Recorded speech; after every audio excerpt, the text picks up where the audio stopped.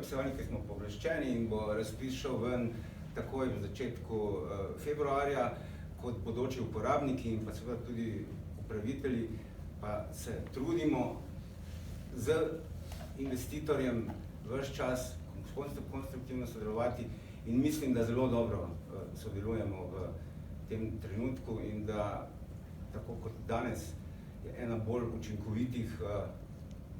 vsaj po moji oceni, tiskovnih konferenc, kjer smo lahko dali konkretne podatke in veseli smo, da se časovnice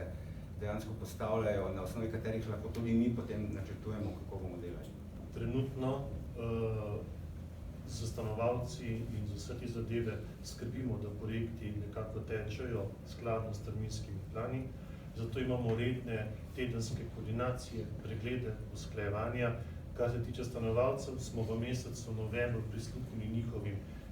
željam glede na našo cenitev, ki smo jo ponudili in na osnovi tega tudi pripravili novo cenitev,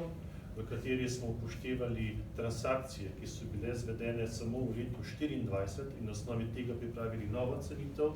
V tem tednu bomo stanovalcev posredovali nove ponudbe za odkup stanovanj.